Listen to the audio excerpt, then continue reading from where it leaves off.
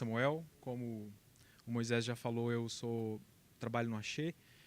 Eu vou falar um pouquinho mais para o final de um grande projeto que a gente tem desenvolvido lá no Axê, que chama NIO, que é Nanotechnology Innovation Laboratory Enterprise.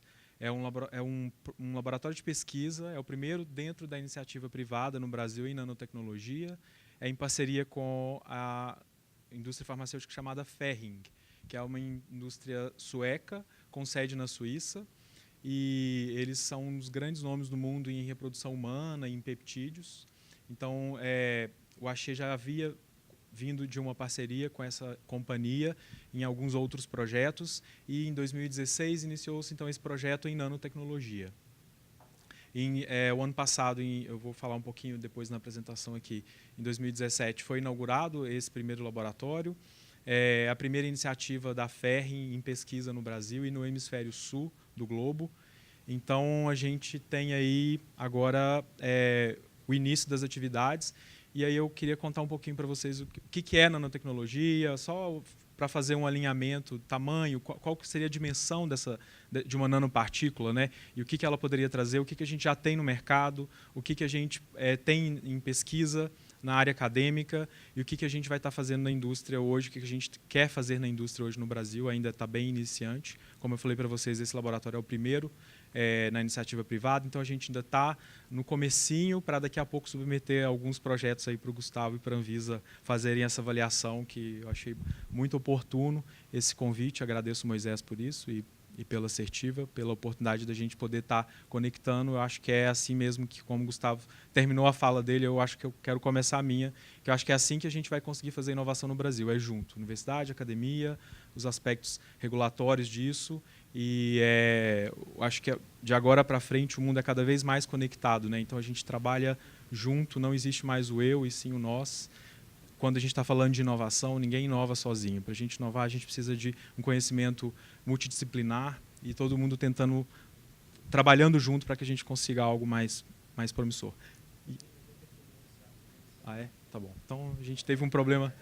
Tá bom. A gente teve um probleminha técnico aí com a apresentação. A gente tem alguns vídeos. Eu trouxe alguns. Tem 3 vídeos na apresentação e é isso que estava atrasando um pouquinho a apresentação para a gente poder começar, porque são vídeos que têm um áudio e eu acho interessante a apresentação pelo menos de 2 desses vídeos, que um fala exatamente dessa definição de nanotecnologia, né? Nano do grego, vem do grego, né, que significa anão, e dá essa dimensão, 1 × 10 a menos 9 metros. Então, quando a gente faz um comparativo de 1 nanômetro, por exemplo, é como eu comparar uma bola de gude, uma bola de futebol com uma bola de gude comparando com uma bola de futebol, é como comparando uma bola de futebol com o planeta Terra. Essa a dimensão, na verdade. A bola de futebol com o planeta Terra é quando a gente compara na escala de nano, 1 nanômetro com o metro. Então, é uma escala muito pequena, uma escala numa faixa invisível que a gente não enxerga. Então, eu brinco que para trabalhar com nano tem que ter fé, porque você está fazendo algo que você não consegue ver. Não é igual um comprimido ou uma cápsula que eu estou lá no laboratório trabalhando, produzindo, e ao término do meu trabalho eu tenho lá uma coisa que eu consigo ver, pegar, e é algo palpável. A nanopartícula, né, ela é algo que o tamanho dela é menor do que o nosso comprimento de onda de visão. É menor que o comprimento de onda da luz visível. Então a gente não consegue enxergar essa partícula. E aí, isso não está na apresentação, então eu já vou aproveitar para falando. A nanotecnologia, na verdade, ela surge na década de 60, 70, quando a gente desenvolveu, na verdade, tecnologia suficiente, a física e a química, para enxergar a partícula, porque as nanopartículas sempre existiram. A gente, por exemplo, no vídeo vai mostrar, as nossas hemácias são nanoestruturas que fazem com que a hemácia tenha aquele formato e todas as funcionalidades dela. Então, a nanopartícula ela sempre existiu, e a nanotecnologia ela começa a existir a partir do momento que a gente tem tecnologia para enxergar essas nanopartículas. E a partir desse momento que eu consigo enxergar, eu já posso pensar então em manipular essas nanopartículas. E é aí que surge a nanotecnologia e todas as inúmeras, imensas possibilidades que a gente tem de brincar com isso. Só um exemplo que também não está na apresentação. Tem um sapo no Brasil que ele é bastante venenoso, o veneno dele mata pequenos animais, e a Embrapa, inclusive de Brasília, estava pesquisando esse veneno desse sapo. E ele, depois de algum tempo de pesquisa da avaliação desse veneno, eles descobriram que são nanoesponjas, são nanopartículas em que o sapo consegue colocar o veneno na produção dele. Ele produz essa nanopartícula, tem um veneno dentro dessa esponja, e esse veneno, o fato de ele estar nessa nanopartícula, ele penetra mais na pele e consegue atingir corrente sanguínea e matar um animal de pequeno porte. Então, o que a Embrapa estava fazendo? Eles pegavam esse veneno do sapo, extraía o princípio ativo ali, que era o veneno, e ficava com a estrutura, a nanoestrutura, para tentar veicular fármaco nessa nanoestrutura. Então, só para vocês verem, isso sempre existiu, né? Existe também um preconceito ainda... Tudo que é novo assusta um pouco, né? Na Europa, por exemplo, a gente tem um movimento que é chamado de produtos nano-free. Aí quem trabalha com nanotecnologia fica surtado com isso, né? Porque como assim nano-free? Qual a vantagem do meu produto não ter nanopartículas? Por causa dessa questão de toxicidade, de preocupação com toxicidade, de poluição do meio ambiente e etc. Então, na verdade, a gente da área de pesquisa da nanotecnologia, isso passa por uma banalidade se eu não tenho um argumento exatamente muito concreto. E ainda precisa de muitos estudos para provar que ela realmente aumenta a toxicidade, que vai poluir mais. Eu, pessoalmente, tendo a acreditar que é o oposto disso. Porque, por exemplo, se eu estou construindo uma nanopartícula e eu vou modular a dosagem do fármaco no organismo, e com isso eu consigo reduzir a dose, eu consigo reduzir o número de tomadas daquele medicamento. Se eu estou fazendo isso, eu vou estar expondo o paciente a uma menor quantidade de fármaco, a uma menor quantidade de droga, e eu vou estar também jogando para o ambiente uma menor quantidade de fármaco. Então, na verdade, é em contramão a isso. Eu estou reduzindo a concentração de princípio ativo, e aí eu entendo, né, que, na verdade, a gente vai para esse caminho de reduzir toxicidade e também eles chamam de nanotoxicologia, né, que estuda isso em relação a quem está fazendo a utilização dessas nanopartículas e também em relação ao ambiente. Isso. Então, eu queria só trazer como o título, né, da palestra, a visão geral e os impactos em novos tratamentos. Eu sou farmacêutico, sou doutor em ciências farmacêuticas, com os projetos todos em nanotecnologia. Sou pós-doutor pela Northeastern, que é uma universidade que fica em Boston. É uma das muitas universidades de Boston, tem mais de 20, incluindo MIT e Harvard. Todos os meus projetos em nanotecnologia, que eu comecei a trabalhar com nanotecnologia em 2003.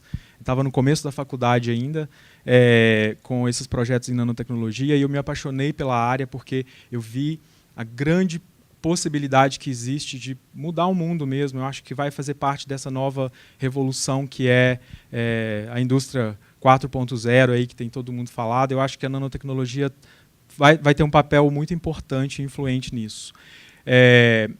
E aí tem artigos, capítulos de livros e patentes na área de nanotecnologia. E, atualmente, eu trabalho, então, como eu falei para vocês, no Axê, já trabalhei na Medley, na Cifarma, na Takeda, e coordeno esse laboratório de nanotecnologia chamado NILE.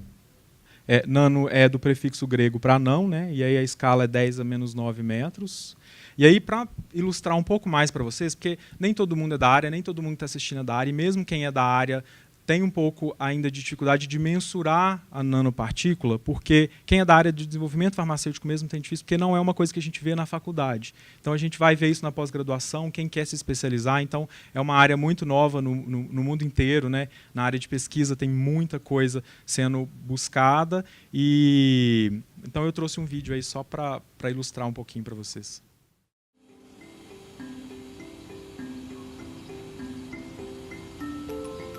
Ei! Você sabe o que significa nano? Significa pequeno, muito pequeno. É 1 milhão de vezes menor que a menor medida de uma régua. Para ter uma ideia de como o nanômetro é mesmo pequeno, puxe um fio de cabelo da sua cabeça. Coragem, não vai doer. Peguei. Agora olhe bem para esse fio de cabelo. Não é muito grande, é? Se pudéssemos encolher você, deixando-a menor do que a menor coisa que você consegue ver a olho nu, o seu fio de cabelo ficaria bem mais interessante. Agora você está do tamanho de um glóbulo vermelho. Seu fio de cabelo parece uma árvore enorme em comparação a você. Mesmo encolhida, você ainda é 1000 vezes maior para ser considerada nano. Para colocá-la em nanoescala, seria preciso encolhê-la para uma altura de 100 nanômetros. Ei, quem apagou a luz?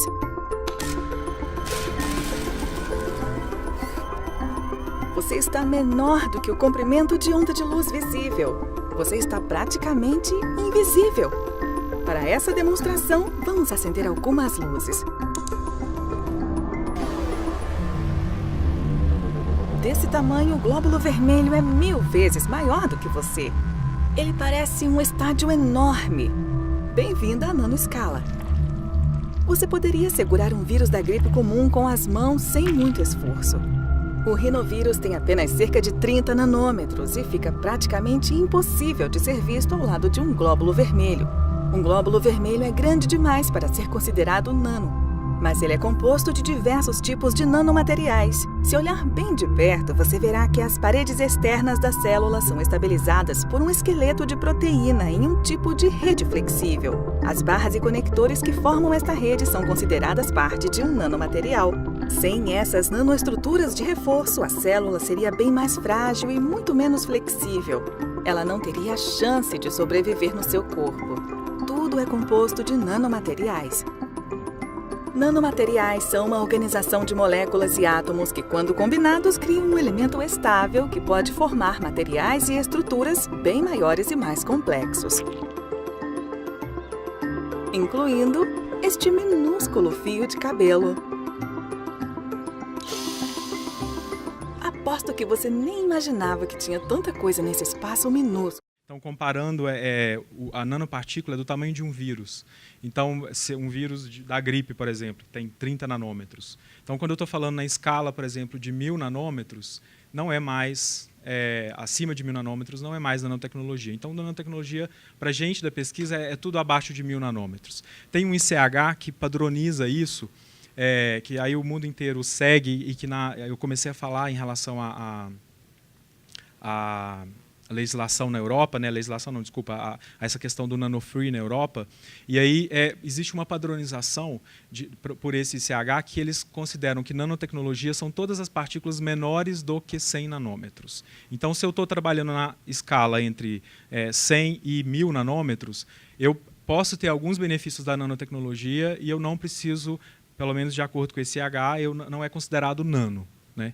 Então, na Europa, quando a L'Oréal, por exemplo, ela tem inúmeros produtos que têm componentes na faixa nano, mas são acima de 100 nanômetros. Então, ela não precisa de falar que ela tem nanopartículas na composição. Por exemplo, filtros solares, a gente tem inúmeras possibilidades aí de trabalhar com essas partículas na escala nano.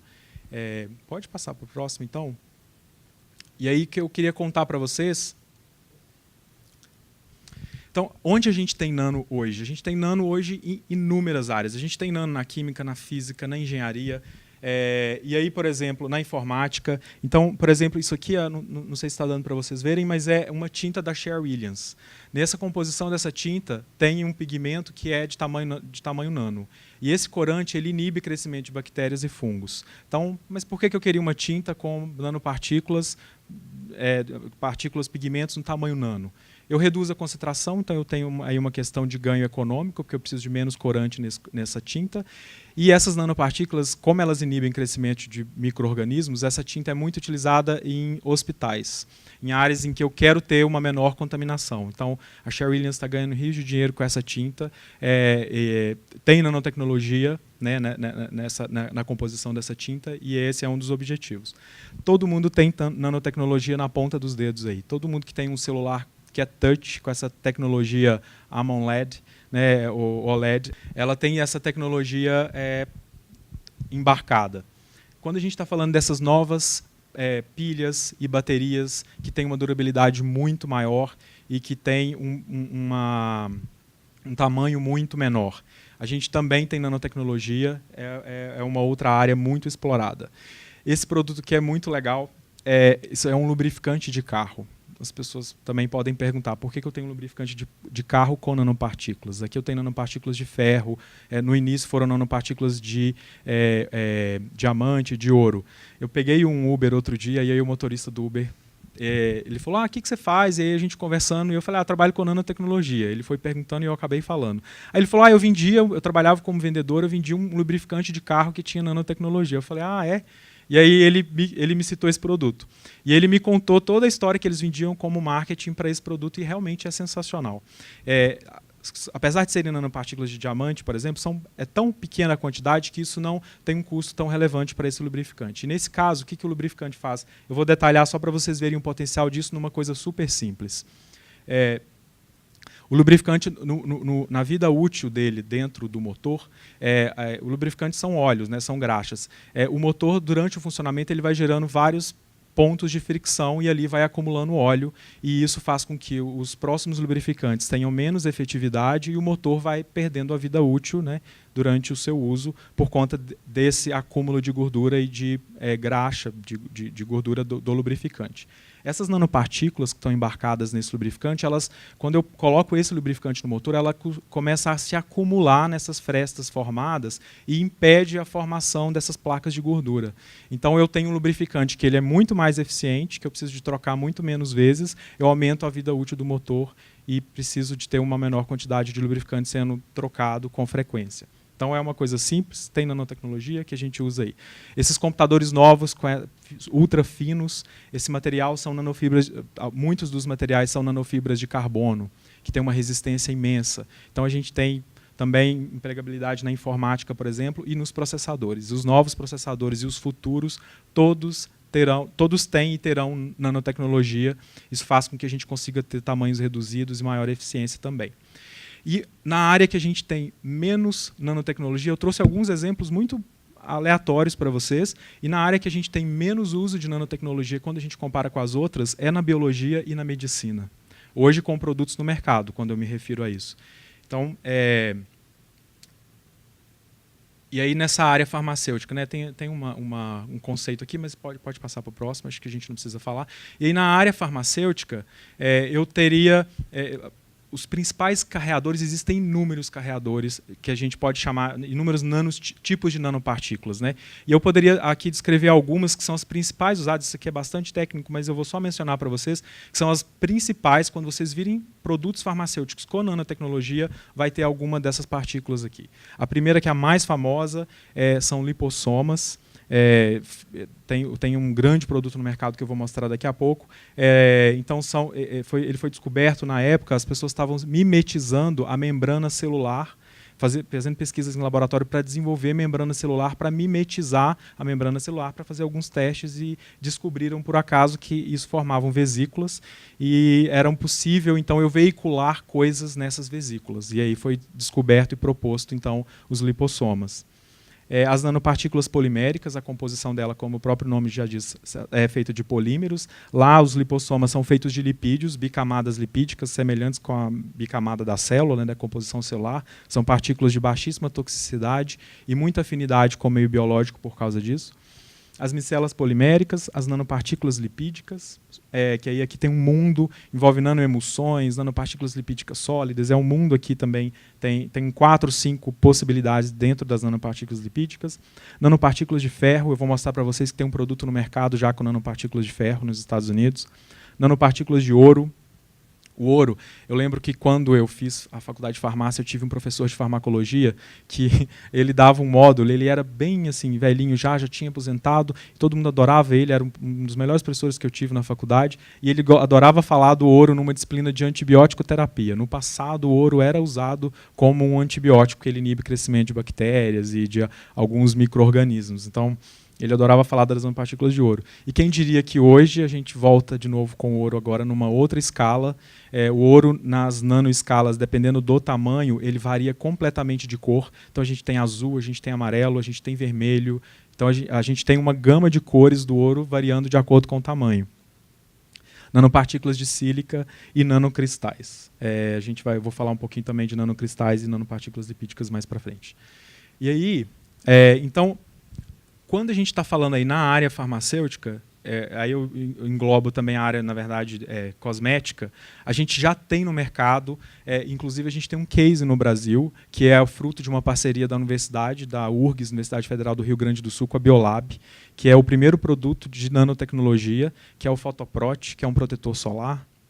Então, é o primeiro case, é um grande case, onde aqui foi o primeiro protetor solar do mercado que tinha FPS de 100. Hoje, a Anvisa cobrou que a empresa modificasse essa nomenclatura para não dar uma impressão para o consumidor de que tem 100% de proteção. Então, hoje é 99+, mas quando foi lançado era FPS 100. E por quê? Na verdade, ela não aumentou muito as concentrações do princípio ativo. Pelo fato deles estarem numa nanoescala, eu consegui um FPS, uma proteção solar muito mais eficiente pelo fato de estar na nanoescala. E foi desenvolvida essa parceria lá com a professora Silvia Guterres, da Universidade Federal do Rio Grande do Sul. A gente tem aqui protetores solares que a gente chama de físicos, né? Os dois são do grupo L'Oréal, um da SkinCeuticals, o outro é o da La Roche-Posay. O dióxido de titânio e o óxido de zinco, principalmente o dióxido de titânio, ele é utilizado nos filtros solares que a gente tem, e aí quando eu coloco na escala nano, eu preciso de usar uma quantidade menor, eu tenho uma melhor cobriência, que é a capacidade que ele tem de formar aquela película protetora, e isso é o que faz realmente ter proteção solar. Então, eu consigo ter uma concentração muito menor desses compostos e eu consigo ter um sensorial melhor do filtro solar, que é uma das grandes reclamações de filtro solar, que eu tenho muito óleo e uma grande baixa adesão no dia a dia por conta desse sensorial. De novo, a L'Oréal ela é quem tem o maior número de patentes em nano no mundo, então ela tem inúmeras nanopartículas, tipos de nanopartículas espalhadas nos seus produtos. A Lancôme, que também é do grupo L'Oréal, e o L'Oréal em si, que é essa de gôndola de mercado, né, os dois têm lipossomas que aumentam a penetração na derme, na pele, de princípios ativos para rejuvenescer. Então, são produtos, a Lancôme tem inúmeros produtos com nanotecnologia também. No Brasil, a empresa que tem o maior número de patentes em nanotecnologia é a Boticário. Eles têm um sérum para a região dos olhos, que chama Vita Active. E a Natura também tinha, acho que agora saiu do mercado, mas até recentemente tinha um hidratante para a pele, que chama Blumas do Leite, que eles conseguiram fazer uma nanoemulsão, uma nanopartícula com tamanho tão pequenininho que aumenta muito a eficiência de hidratação dos produtos. E aí você tem um sensorial melhor com uma maior eficiência de hidratação. Também interessante quando a gente está falando de sensorial e de cosmética. E na parte de oncologia, é a parte mais legal. Eu particularmente, foi onde eu fiz o meu doutorado, meu pós-doutorado, e é onde eu vejo o maior número de pesquisas. É a área que mais realmente me encanta, porque é a área mais promissora. Eu acho que é onde a nanotecnologia vai poder oferecer maior benefício para o usuário final. Então, só para mostrar para vocês, o câncer, principalmente o tumor sólido, no caso que eu estou falando, né, quando ele está se desenvolvendo, os vasos que ele cria para poder captar nutrientes, ele é diferenciado dos vasos normais. Então, ele tem várias fenestrações para poder ter um grande aporte de nutriente. E aí, com essa tipo de vascularização diferenciada, a gente aproveitou disso, a nanotecnologia aproveitou disso para que a gente consiga direcionar essas nanopartículas mais especificamente para os tumores sólidos. Então, se a gente vê aí, se a gente imaginar que as nanopartículas são os pontinhos amarelos, e a gente imaginar junto com as hemácias, quando ele é aqui injetado na corrente sanguínea, né, ela cai na corrente sanguínea e junto com a circulação, ela vai ter uma circulação no corpo todo. Quando chegar na região tumoral, por causa dessas fenestrações que eu falei para vocês, vai ter um acúmulo maior dessas nanopartículas na região tumoral. E o tumor, ele cresce tão rápido que ele não consegue desenvolver um sistema linfático para poder depois colocar para fora o que ele não gosta e que eu não acho que é pertinente. Então, essas partículas tendem a se acumular e com maior possibilidade, então, de liberar o fármaco na região específica, dentro da região tumoral. A gente chama isso de efeito de permeação e retenção aumentada. Já é um efeito bem conhecido na literatura, proposto por um japonês, o Maeda. E, então, aí, com a possibilidade então da gente ter um direcionamento, um maior acúmulo do princípio ativo nas células tumorais em relação às células sadias e potencial eliminação desse tumor. A gente chama isso de target passivo. É quando eu consigo fazer com que a partícula ela se acumule voluntariamente dentro do tumor por conta dessas fenestrações dos vasos. E aí, com isso, eu consigo ainda, o fato de estar encapsulando, que foi a primeira coisa que o Gustavo falou, reduzir a toxicidade da corrente sanguínea Desculpa, reduzir a toxicidade do fármaco no resto do organismo para células sadias. Pode passar, por favor. E aí, quando a gente, então, eu falei para vocês aqui do que a gente tem no mercado de produtos cosméticos. E aí, quando a gente entra em medicamentos, eu tenho um número menor ainda. Cosméticos tem um número imenso, a gente não tem certeza ainda, porque as empresas não se posicionam, né, falando para não causar esse alarde também, porque, por exemplo, a L'Oréal na Europa, ela não tem essa obrigação de falar que tem se ela tem acima de 100 nanômetros, ela não tem a obrigação de falar que tem nanotecnologia, mas a gente sabe que tem, então a gente não consegue mensurar o quanto isso tem, mas a gente sabe que tem muito em cosmético. Em medicamento, já tem um número menor, porque a gente precisa provar, como o Gustavo falou, a gente precisa submeter e fazer os testes clínicos para provar que realmente essa tecnologia ela está oferecendo um ganho em relação ao fármaco livre. E aí, como eu falei para vocês, na oncologia é mais promissora, pode passar, essa é aqui. Ó. Então, a gente tem no mercado, o primeiro produto de nanotecnologia, medicamento no mercado, é para o câncer. É a doxorubicina. A doxorubicina é um fármaco de primeira escolha para câncer cabeça, pescoço, mama.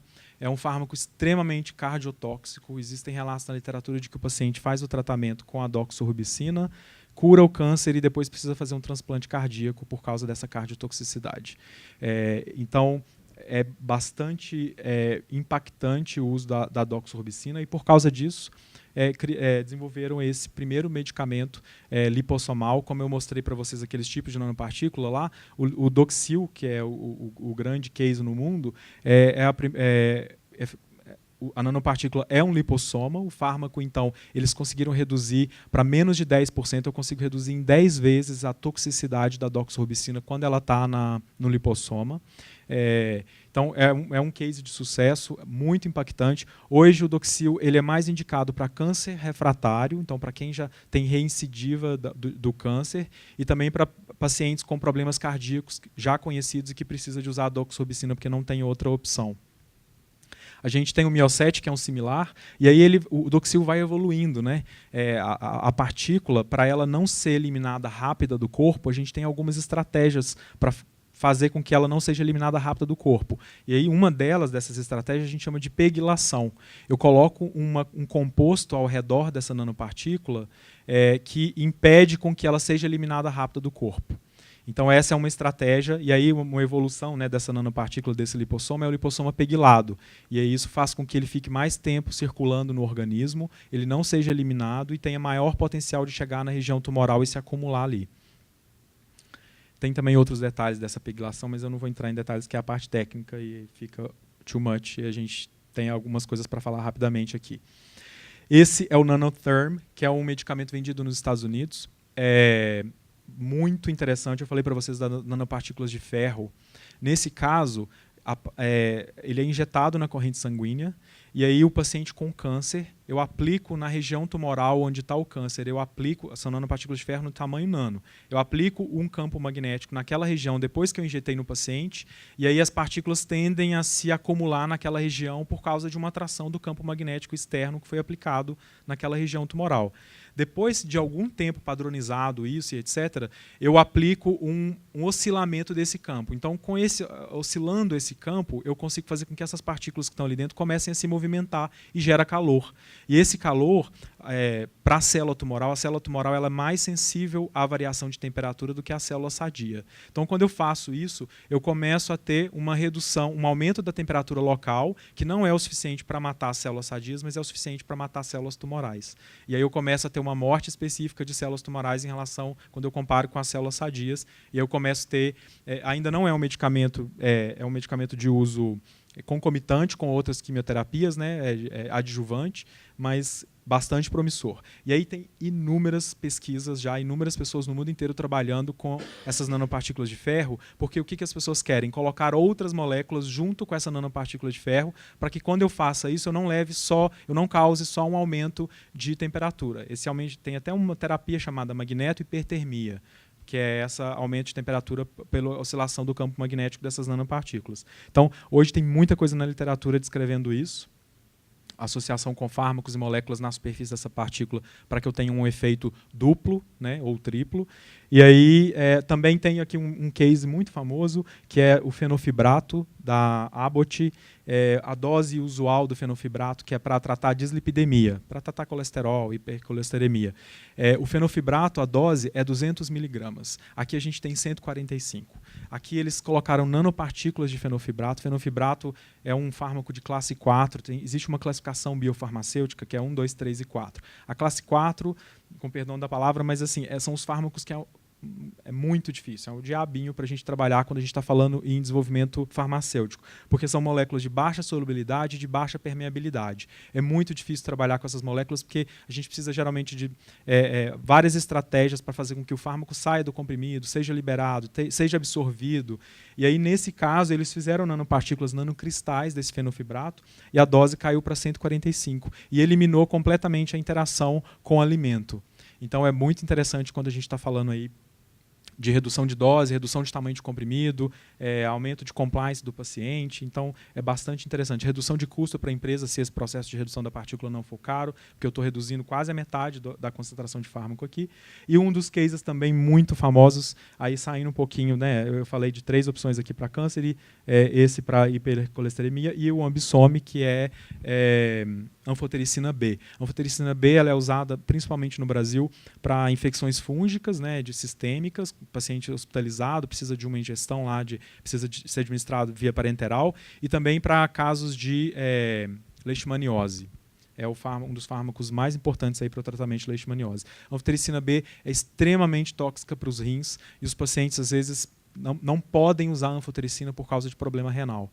Então, o Ambisome ele reduz em até 80 vezes a toxicidade da anfotericina B por causa do lipossoma, que é a mesma nanopartícula que a gente tem aqui para o Doxil, é o mesmo nanotipo de nanocarreador que a gente chama, e aí reduz em até 80 vezes a toxicidade dessa anfotericina. Extremamente promissor. A patente expirou agora recentemente, e as empresas ainda estão estudando como tentar fazer um genérico, como fazer cópia desse medicamento, porque ninguém consegue fazer cópia desses medicamentos, porque o fato da nanotecnologia estar embarcada, isso envolve uma série de conhecimentos técnicos para produção e custos e etc., que quem possui essa tecnologia, esse conhecimento de tecnologia, sai muito na frente, porque para fazer cópia disso é uma coisa extremamente complicada. Pode passar para o próximo. E aí, então, né, como a gente está nesse contexto, o Nile, eu falei de Axê, eu falei rapidamente para vocês, como a gente está nesse contexto, quando a gente olha todas essas oportunidades que existem aí no mercado de cosmético, o Axê também comercializa dermocosméticos, produz, desenvolve, como que a gente está nesse ambiente? Então, como eu falei para vocês, o NIL significa Nanotechnology Innovation Laboratory Enterprise, acho que não está funcionando aí os movimentos, né? Pode passar para o próximo. Aqui é só uma fotinha do laboratório. Não dá para ver também, porque acho que ficou sem movimento. E aí pode passar para o próximo. E quem somos eu já falei para vocês. Tem um vídeo também, mas o vídeo não vai funcionar. Então é só para falar isso, que é essa parceria da Ferrin com o Axê, né, a sede, esse laboratório fica na matriz do Axê, aqui em Guarulhos. A gente tem contato direto, a gente tem sempre reuniões com os comitês, com os membros desse comitê, são membros da Ferrin na Suíça. A gente vai para lá e eles vêm para cá para também ouvir web meeting para a gente tomar as definições de quais projetos que a gente vai seguir aqui de pesquisa no laboratório. Pode passar para o próximo, por favor. Esse é o vídeo que não está rodando. Pode seguir. Também eu já falei isso tudo para vocês, né? Fica no Axê em Guarulhos. Já falei para vocês do Inovatec, pode passar para o próximo, que o NIL fica dentro do Inovatec, que é dentro da diretoria do Núcleo de Inovação. O Axê possui um núcleo de inovação. O Dr. Eduardo, acho que foi uma das primeiras apresentações hoje mais cedo, ele é o diretor do Núcleo Médico. O Núcleo Médico Científico, a gente tem outro membro aqui, representante. O Núcleo Médico faz parte do Núcleo de Inovação do Axê. A gente tem 4 diretorias. O Axê é uma empresa que investe muito em inovação e, para isso, foram criadas 4 diretorias dentro desse núcleo. Uma delas é a diretoria de inovação incremental, que foi agora associada com a diretoria de desenvolvimento farmacotécnico e analítico. E aí, dentro dessa diretoria, existe esse projeto chamado Inovatec Solutions, e a gente tem o NIL aí como primeira iniciativa, que é o laboratório para pesquisa em nanotecnologia. E aí, pode passar. A Ferring, como eu falei para vocês, essa pode passar. Essa é só uma foto da sede na Suíça, em Saint-Pré. Eles têm um feto aqui, é só para falar dessa questão que eles são foco em reprodução humana. Então, lá na sede, quando você chega na entrada, é uma mão com feto na mão, que eles simbolizam muito isso. Eles têm um lema, né, ao redor do mundo todo, que eles dizem que people come first. Então, as pessoas vêm em primeiro lugar. Para eles, o mais importante é isso. Isso começa na reprodução, começa no início da vida, e eles têm peptídeos muito importantes para atrasar ou avançar a maturação da placenta, evitar a hemorragia pós-parto. Então, eles são muito fortes nessa área e sabem muito fazer inovação. Por isso que a gente está associado com eles. É só uma fotinha lá de dentro, pode passar. Como eu falei para vocês, é o primeiro laboratório, a primeira iniciativa no Hemisfério Sul. Pode passar também. E aí, então, o nosso objetivo, na verdade, com esse laboratório de pesquisa, como eu falei para vocês, é um laboratório de pesquisa, a gente não vai desenvolver produtos, como esses produtos que vocês viram aqui. A gente vai desenvolver a tecnologia, a plataforma tecnológica. Então, por exemplo, eu quero desenvolver uma nanopartícula para entrega oral de peptídeos. A Ferring é muito boa em peptídeos, eles querem muito peptídeos por via oral. Hoje, peptídeos que são administrados só por via endovenosa. A gente quer mudar a via desses peptídeos. A gente já conhece o fármaco já é consagrado e a gente quer fazer com que ele seja administrado por via oral. Então, a gente já está com esse projeto em andamento, por exemplo. A gente quer administrar ele por via oral. Então, a gente vai colocar essa partícula, esse fármaco dentro dessa nanopartícula, que ela, possivelmente, a gente imagina que sim, vai possibilitar com que ela seja absorvida por via oral, que ela proteja de degradação no trato gastrointestinal e quando ela chegar no intestino, por exemplo, ela possa ser absorvida, promovida a absorção por causa do fato de estar na nanopartícula. Então, a gente vai desenvolver plataformas, essas plataformas, esse conhecimento, né, vai ser transferido para as duas empresas e elas vão fazer a aplicação no produto. Então, o produto final vai ser desenvolvido separadamente pelas duas empresas, cada uma ganhando royalty com a outra em cima do determinado produto, de acordo com isso. Pode passar. E aí, de todos esses sistemas, aqui tinha uma outra animação para mostrar isso, a gente, para começar as pesquisas no NILE, a gente precisou selecionar, dentre todos eles, a gente selecionou duas. A gente fez um workshop com grandes especialistas no Brasil e no mundo para definir quais dessas partículas seriam as mais promissoras, porque um dos grandes problemas é produzir isso em escala industrial. Então, baseado em todo o conhecimento desses grandes pesquisadores, a gente se reuniu, fez um comitê e decidiu que essas seriam as duas partículas que a gente vai começar. Então, a gente vai ver que hoje o que a gente tem em desenvolvimento no NILE são nanopartículas lipídicas dentro de todo o grupo que eu falei para vocês e nanocristais. Pode passar. Com esse grande objetivo que é aumento e controle de biodisponibilidade. Como o Gustavo falou aqui, a gente quer melhorar as moléculas que já existem no mercado. Então, fármacos que a gente já conhece, que têm desafios em relação a essas moléculas, a gente quer melhorar as características dessas moléculas. E o nosso grande sonho é possibilitar a administração de via oral de medicamentos que hoje são injetáveis. Por exemplo, a gente não está em desenvolvimento, mas é só um exemplo, o mundo inteiro busca isso, insulina por via oral. Insulina é um medicamento que as pessoas tomam todos os dias, mais de uma vez ao dia, e é injetado, né, ela fica com a seringa e enfim, a adesão disso é complicado, o uso é complicado, e aí a gente quer, então, esse é o nosso grande sonho, transformar medicamentos injetáveis em medicamentos de uso oral. Pode passar. E aí, esse é o nosso sonho. A gente tem um roadmap, que a gente chama aqui, né? Um mapa das tecnologias que a gente quer desenvolver até 2030. Então, tem aquelas duas principais plataformas que a gente quer aumentar a biodisponibilidade de fármaco, a gente quer reduzir toxicidade de moléculas, a gente quer aumentar a permeação cutânea, às vezes alguma molécula, algum fármaco que eu não preciso necessariamente fazer por via oral, mas eu quero aumentar a absorção por via transdérmica. Também a gente consegue fazer isso com a nanotecnologia. Quero aumentar a estabilidade de moléculas. Tem fármacos que eles não podem ser usados juntos na mesma formulação porque um degrada o outro. E aí não tem formas convencionais que eu consiga blindar um fármaco do outro. Com a nano, se eu consigo colocar o fármaco dentro da nanopartícula, encapsular ela, que a gente chama, eu consigo proteger ela da interação com o outro fármaco. Então eu consigo veicular dois fármacos numa mesma formulação. É uma oportunidade incrível.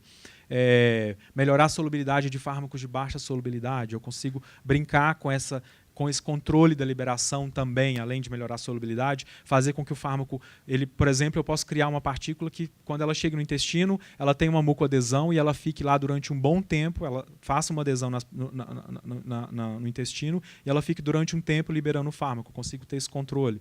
E aí, enfim, tem outras possibilidades, como eu consigo ainda brincar com um direcionamento ativo, que a gente chama. Eu falei das partículas, como que elas acumulam no câncer, de uma forma a gente chama de target direcionamento passivo. Ainda existe o fármaco, a possibilidade de direcionamento ativo. Eu pego essa partícula, modifico a superfície dela, eu posso colocar anticorpos monoclonais, eu posso colocar com vitaminas, por exemplo, ácido fólico, que o câncer tem muita afinidade por ácido fólico. Eu posso modificar essa superfície dessa partícula para que ela, quando ela está passando no organismo e ela veja uma célula tumoral, a célula tumoral fala, opa, você eu quero porque eu tenho afinidade com você. E aí a partícula ela é incorporada pelas células tumorais de uma forma ativa. E a gente chama isso de direcionamento ativo. Então a gente quer também brincar com isso, pensar nessa possibilidade de direcionamento. Tem uma outra possibilidade, que eu estou falando, isso tudo que eu estou falando para vocês tem inúmeros trabalhos descritos na literatura. Tem inúmeras, por exemplo, o câncer cerebral. Tem alguns tipos de câncer que eu não consigo fazer a quimioterapia porque o medicamento não atravessa a barreira hematocefálica. Ou tem várias outras doenças que eu não consigo fazer o tratamento porque o fármaco não atravessa a barreira hematocefálica. Quando eu encapsulo o fármaco, por exemplo, em nanopartículas lipídicas, eu consigo atravessar a barreira hematocefálica com esse fármaco. Então eu crio uma nova entidade que ela atravessa a barreira hematocefálica e eu possibilito a administração desse fármaco local. Então a gente chama isso de blood to brain, que é uma tecnologia que a gente também quer ter. Por exemplo, a gente sabe que para medicamentos para tratamento de HIV, alguns fármacos não atravessam a barreira hematocefálica. O cérebro é um local de acúmulo de vírus, onde de reservatório dos vírus. Então o fármaco não entra e não vai matar esse vírus que está lá alojado. Então você zera a carga viral do organismo do paciente, mas não consegue zerar a carga viral do cérebro porque o fármaco não atravessou a barreira hematocefálica. Eu consigo fazer isso, fazer com que o fármaco atravesse. Quer dizer, eu estou falando de uma forma, parece que é simples e que já a gente poderia ter produto no mercado amanhã, né? Mas isso tudo em caráter de pesquisa ainda, mas são possibilidades. Como eu falei para vocês, hormônios, por exemplo, por via oral, né? Como o que eu falei para vocês, os peptídeos também. E aí tem um trabalho que me chamou muita atenção agora recentemente, que é também de insulina. Eu posso criar, por exemplo, esse trabalho recentemente foi publicado ano passado.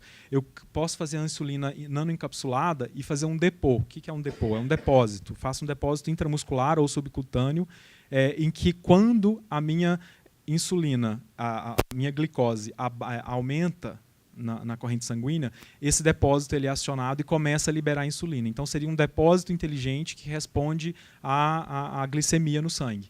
Então, se a gente pensar isso como uma possibilidade também incrível, né, mesmo que seja injetável, é um sistema em que vai responder à glicemia do paciente. Isso é fantástico. Pode passar.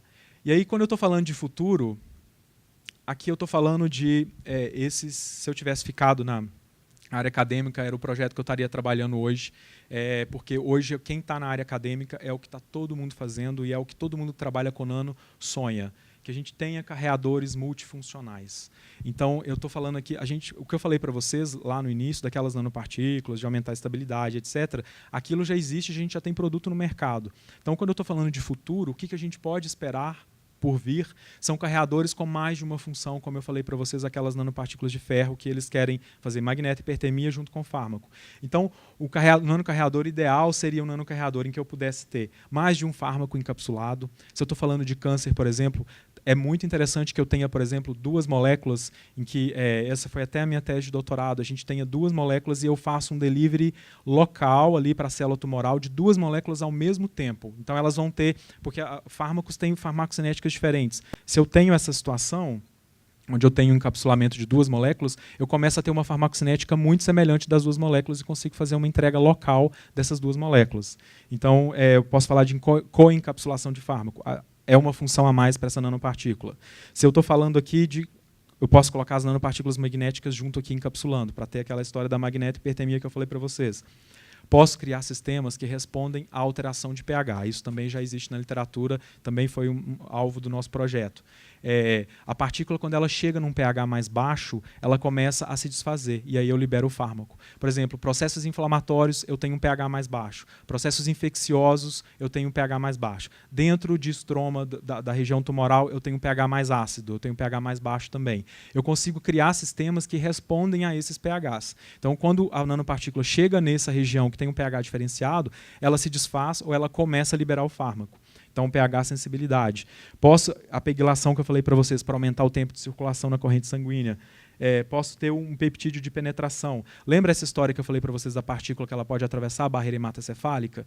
O vírus do HIV, por que ele consegue atravessar a barreira hematocefálica? Ele tem uma proteína de membrana, que é um peptídeo, e que hoje a gente copia esse peptídeo para fazer isso para nanosistemas para tratamento de câncer. Se eu colocar esse peptídeo, essa minha nanopartícula começa a ter uma penetração maior, tanto na barreira hematocefálica quanto na região tumoral. Isso também já está bem descrito na literatura. Posso ligar um anticorpo monoclonal na superfície para ter um target ativo. Posso ter um agente de contraste, que a gente chama aqui, aí eu já saio dessa parte de tratamento e já vou para uma parte de diagnóstico. A gente fala que quando uma partícula ela pode tratar e fazer o diagnóstico ao mesmo tempo, a gente chama de teragnóstica. O que eu faço aqui? Posso acoplar, por exemplo, uma partícula de tecnécio ou algum outro elemento radioativo e eu, ao mesmo tempo que o fármaco está indo lá para tratar o tumor, eu estou enxergando o tamanho do tumor. Eu estou fazendo já um diagnóstico da eficácia do tratamento desde a última quimioterapia para essa atual, por exemplo, e acompanhando em tempo real, sem ter que fazer outras análises, outros equipamentos mais sofisticados, etc. Eu já faço tudo ao mesmo tempo, se eu adiciono um agente de contraste. E, além disso, adicionar material genético, que hoje também é um boom do momento, aí, que está todo mundo buscando materiais genéticos para terapia gênica.